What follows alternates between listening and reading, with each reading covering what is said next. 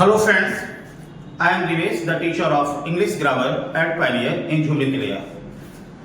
Today in this video, I am to talk about present continuous, past continuous and future continuous tense.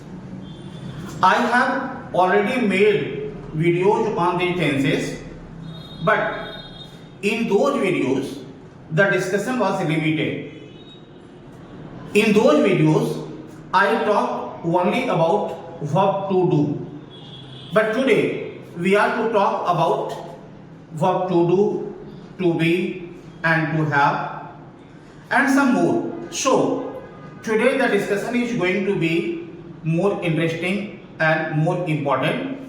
I expect you to watch the full video, and I hope you will not only enjoy the video, you will learn many things. So let us start the video. Before I come to any discussion about these tenses, we need to understand first verb to do, to be and to have. मैंने यहाँ पर तीन verb लिख लिए हैं. एक है verb to do, दूसरा to be और to have. आपको पहले से ही पता है, अगर आप हमारे वीडियोज देख रहे हैं या ग्रामर को थोड़ा मोड़ा भी जानते हैं, तो आपको पहले से ही पता है कि मेन वर्ब के 5 फॉर्म होते हैं. वो है V1, V2, V3, V4 और V5. वर्ब का पहला फॉर्म, वर्ब का दूसरा फॉर्म, वर्ब का तीसरा फॉर्म, चौथा और पांचवा फॉर्म. जितने भी वर्ब हैं एक्शन दिखाने वाले या पोजीशन के रूप में वर्ब्स को कैटेगराइज किया गया है. तो जितने भी वर्ब हैं उसको बेसिकली ये जो 5 फॉर्म है वो तो है ही, इसके अतिरिक्त वर्ब को 3 कैटेगरी में बांटा गया है. पहला वो वैसा वर्ड जो काम को दिखाता है, जो किसी एक्शन को दिखाता है, जैसे पढ़ना, खेलना, जाना, बोलना, हंसना, दौड़ना, ये सब एक्शन है. तो वैसे वर्ड, वैसे वर्ब्स जो काम को दिखाते हैं उसको वर्ब टू डू बोलते हैं. यहां पर मैंने 2 लिख लिया है एग्जांपल के रूप में, राइट और गो. तो राइट मीन्स लिखना, एक काम का नाम है. गो मीन्स जाना, काम का नाम है. तो ऐसे जितने भी काम के नाम हैं उन सब को वर्ब टू डू कहा जाता है.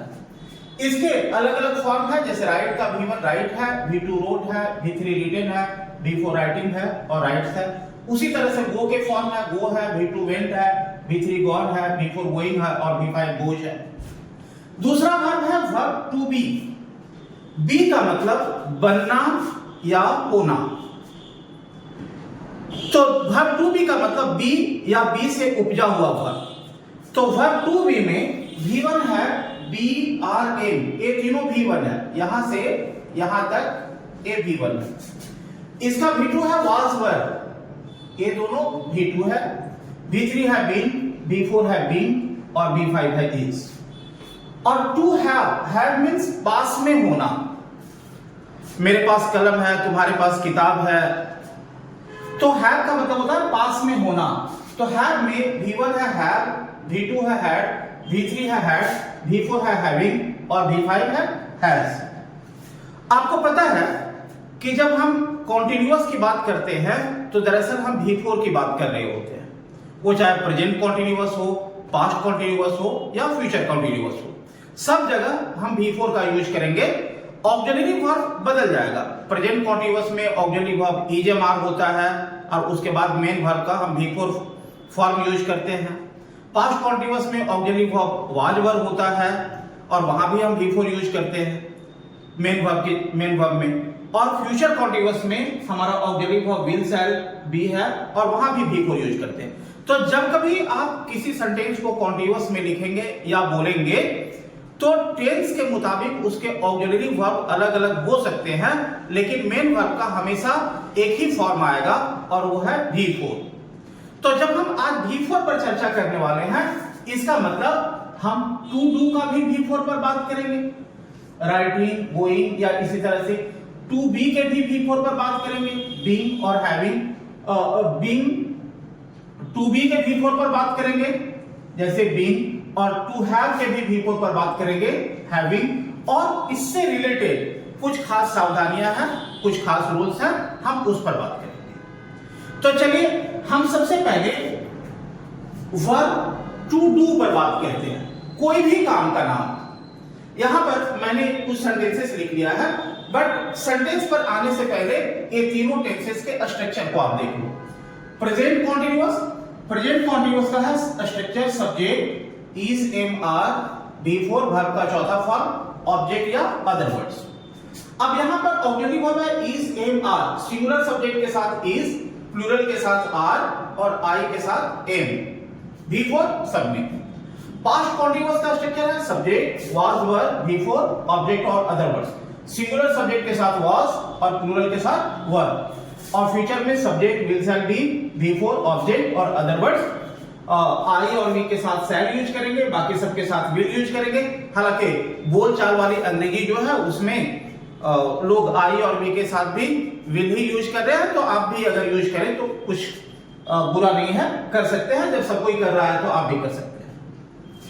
अब यहां पर मैंने कुछ वर्ब लिया, जैसे खेलना, पढ़ना और लिखना। खेलना काम का नाम है, पढ़ना भी काम का नाम है, लिखना भी काम का नाम है।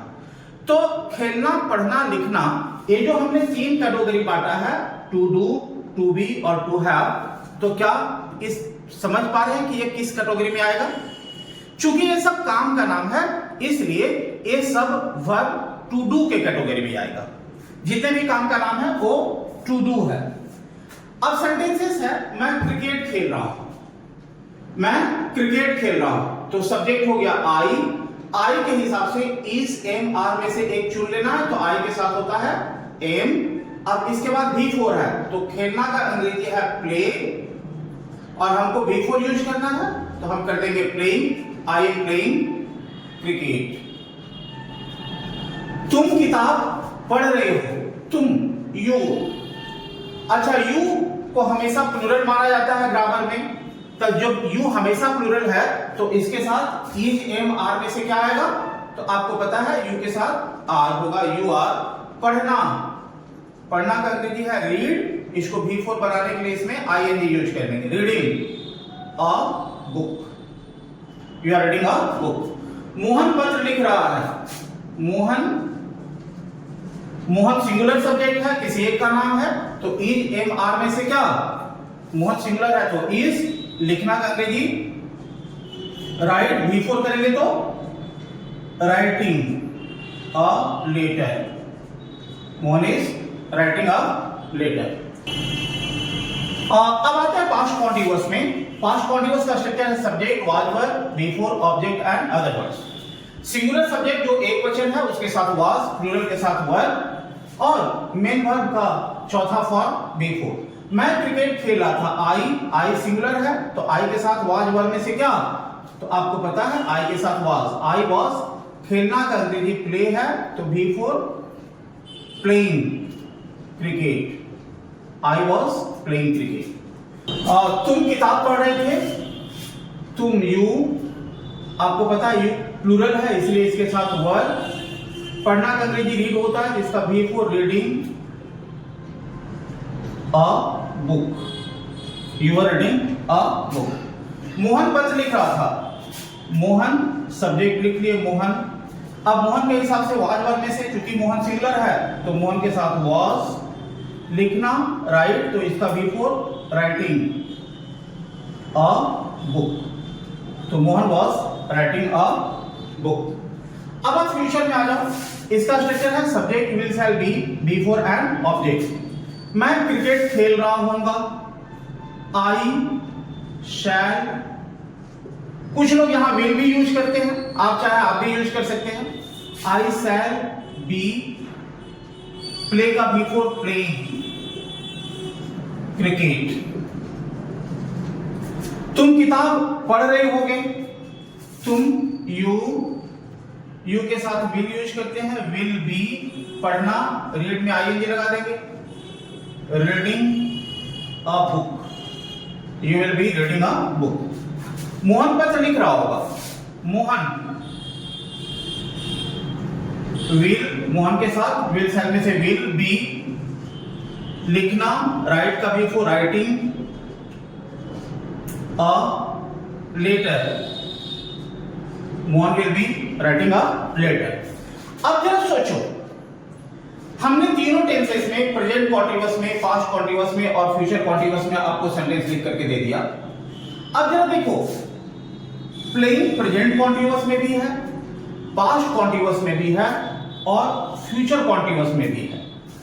तो प्लेइंग तो तीनों में है, ऐसा कौन सा वर्ड है जो इसको प्रेजेंट, पास्ट और फ्यूचर बनाता है?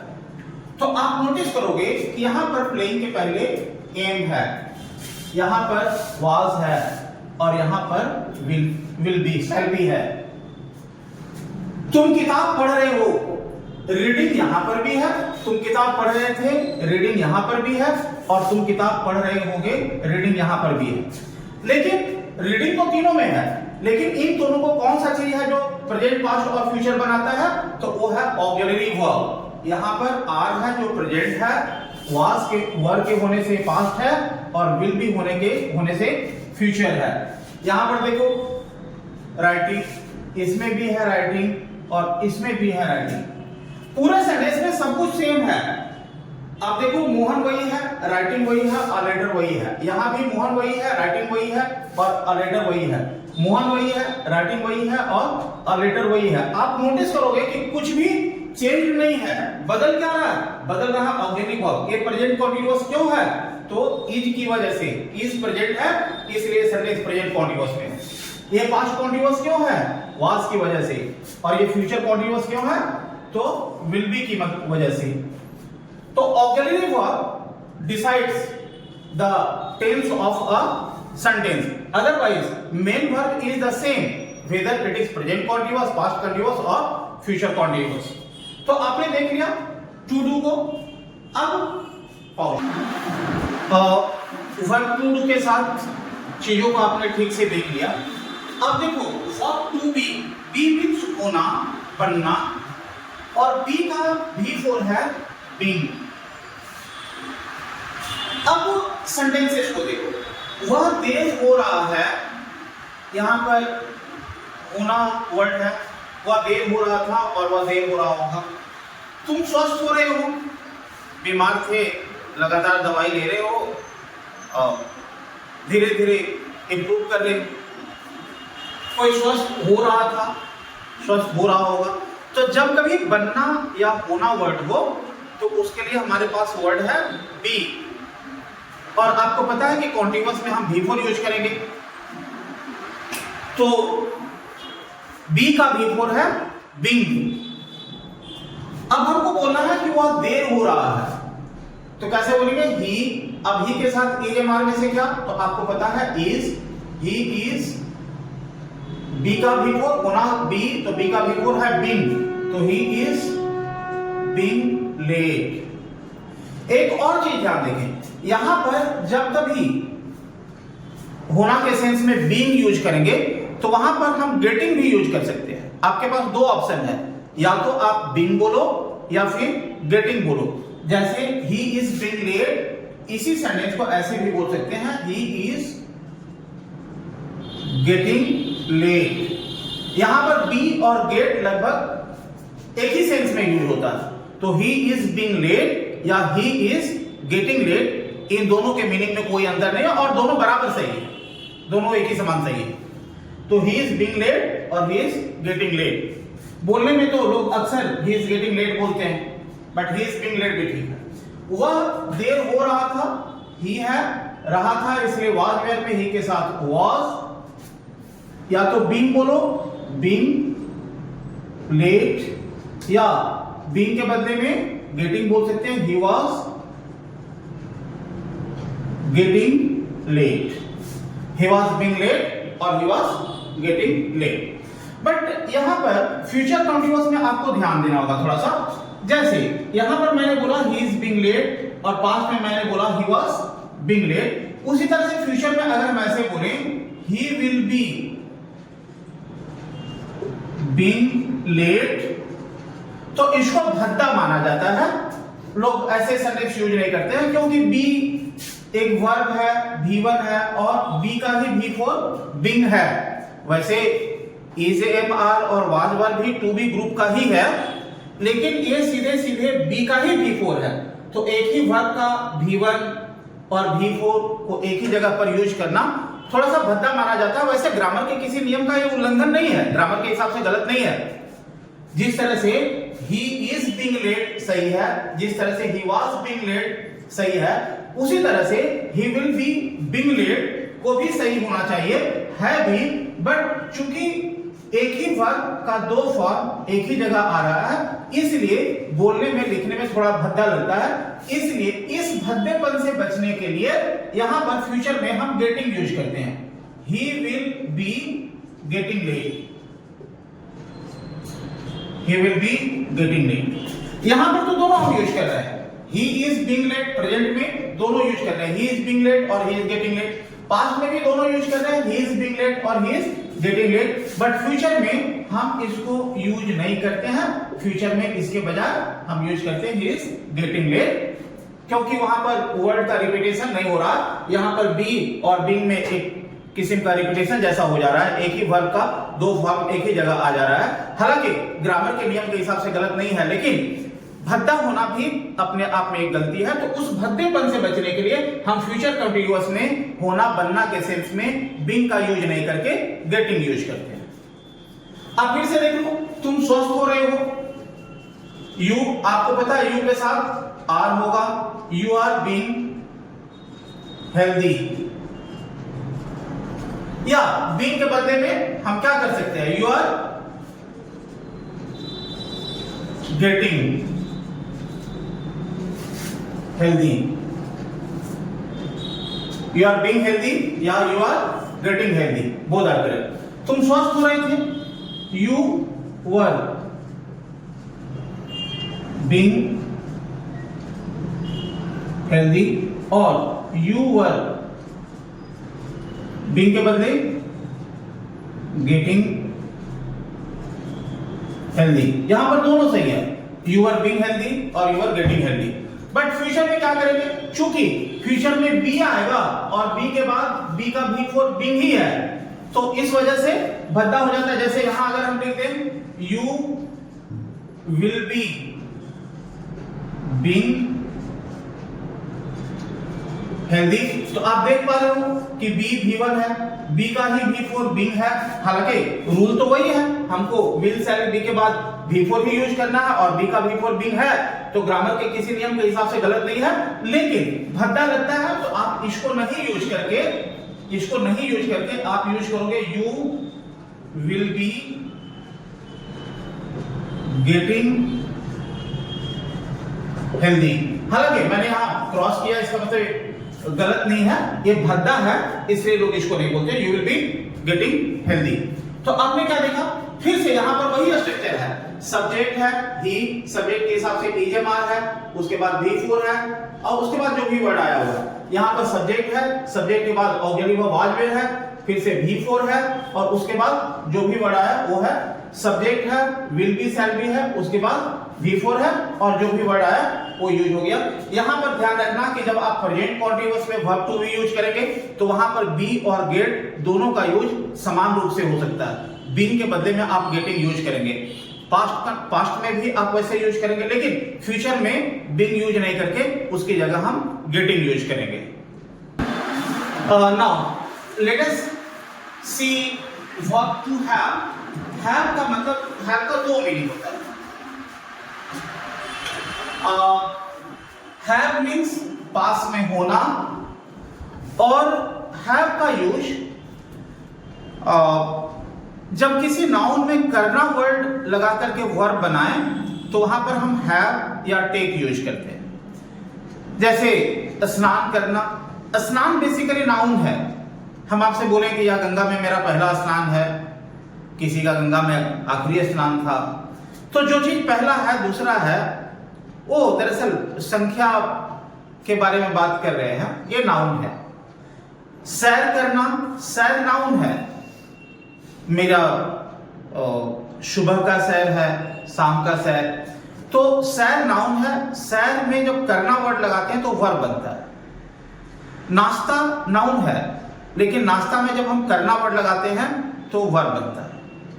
तो हैव का दो मीनिंग है। ये तो एक मीनिंग है कोई चीज पास में होना, और दूसरा नाउन में जब हम करना वर्ड लगा दें और वो वर्ब बने तो वो जैसे स्नान करना, नाश्ता करना, सैर करना।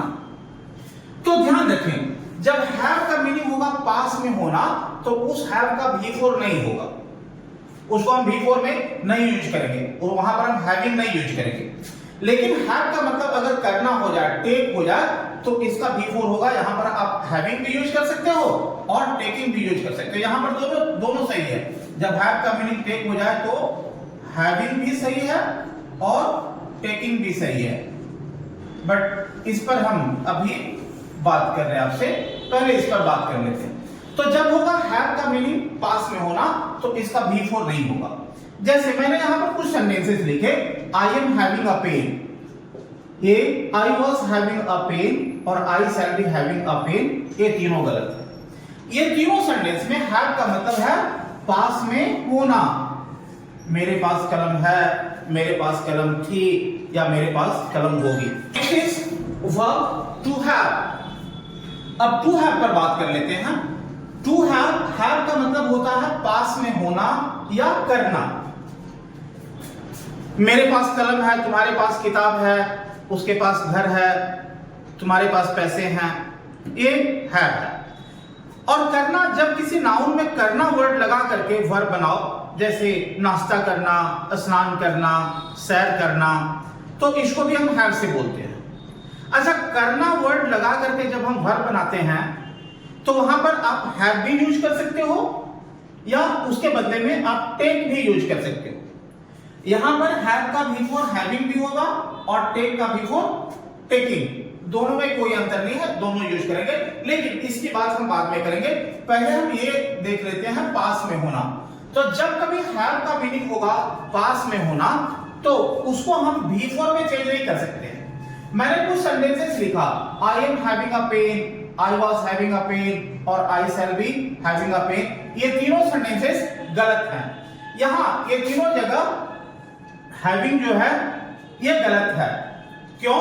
क्योंकि यहां पर हैव का मीनिंग है पास में होना। मेरे पास कलम है या मेरे पास कलम थी या मेरे पास कलम होगी। तो जब कभी हैव का मीनिंग हो पास में होना तो उस सेंटेंस को कैसे सुधारते हैं? तो उस सेंटेंस को उसी टेंस के सिंपल में कर देते हैं। जैसे अगर मान लो हैव का मीनिंग हो पास में होना और सेंटेंस प्रेजेंट कॉन्टिन्यूअस में हो तो उसको सुधार करके उसको सिंपल प्रेजेंट में लिख देंगे। पास्ट कॉन्टिन्यूअस में हो तो उसको सुधार करके सिंपल पास्ट में लिख देंगे, या फ्यूचर कॉन्टिन्यूअस में हो तो उसको सुधार के सिंपल फ्यूचर में कर देंगे। जैसे I am having a pen wrong है तो करेक्ट होगा आई हैव अ पेन।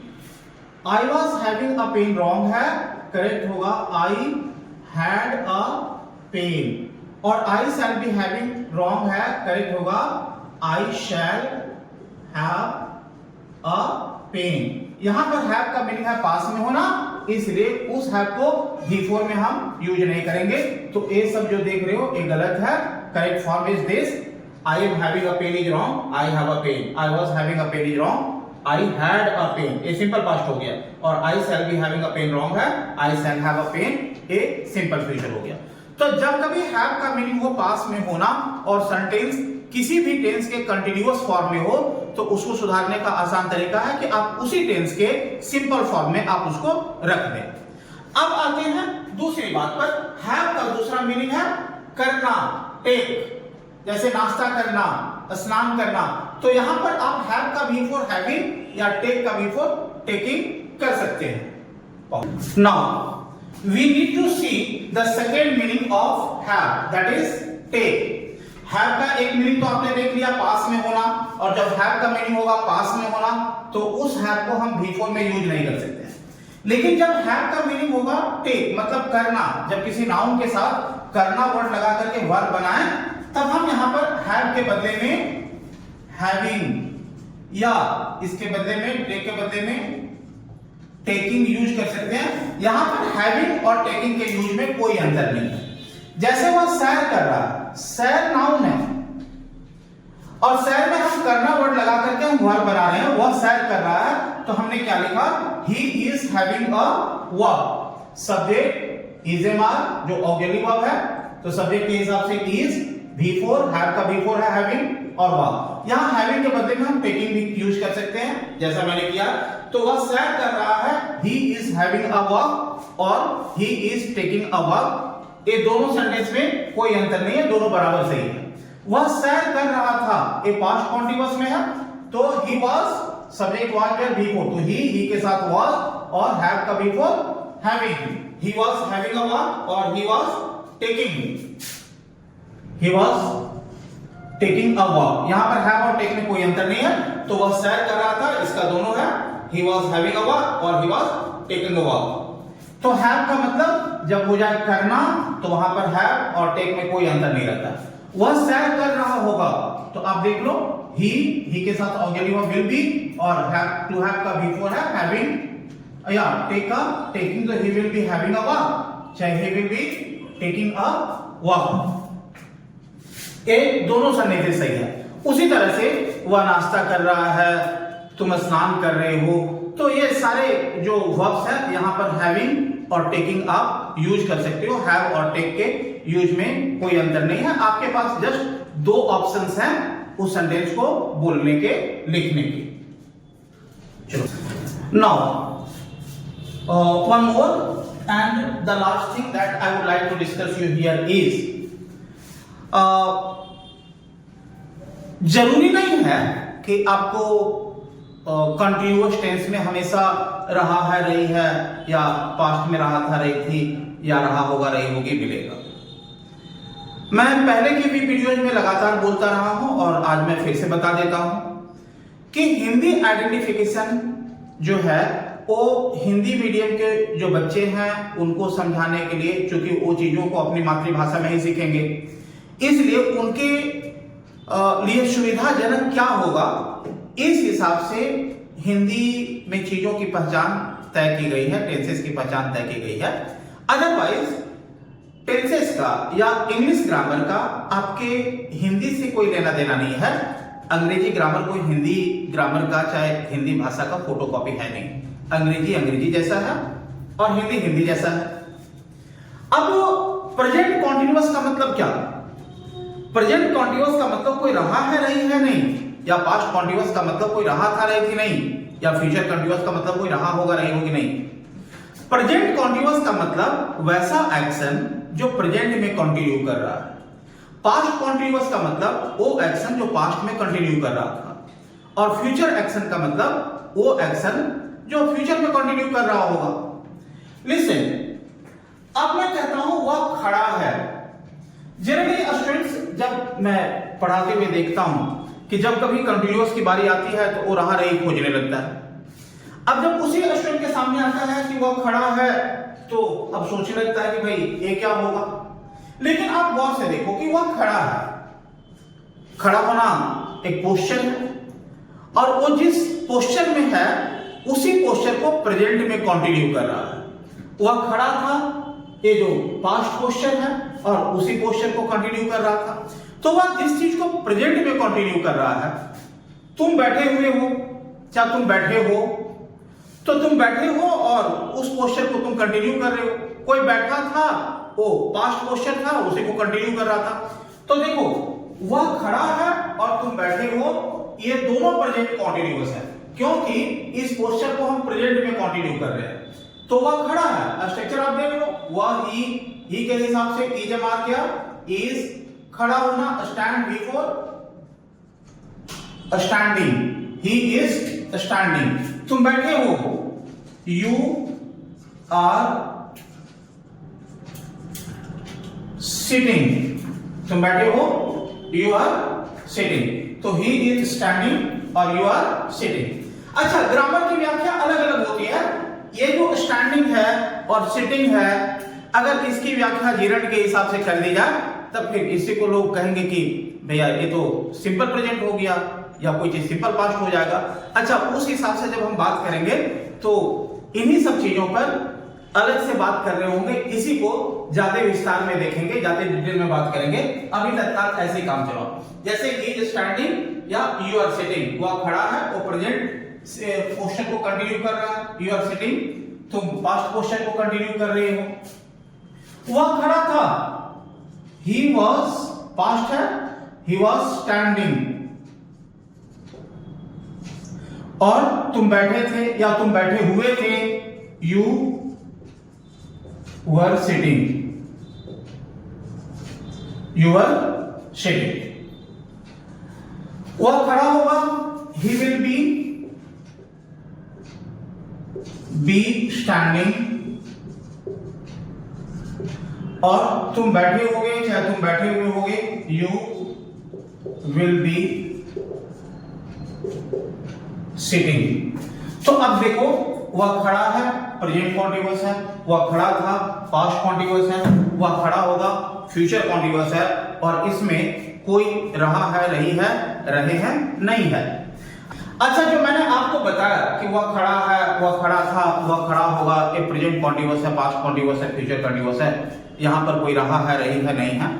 इसी बात की व्याख्या दूसरे तरीके से भी की जा सकती है, और जब मैं दूसरे चैप्टर में आऊंगा, जीरण में या पार्टिसिपल पढ़ा रहा होऊंगा, तब वहां हम इसी चीज को दूसरे तरीके से देख रहे होंगे।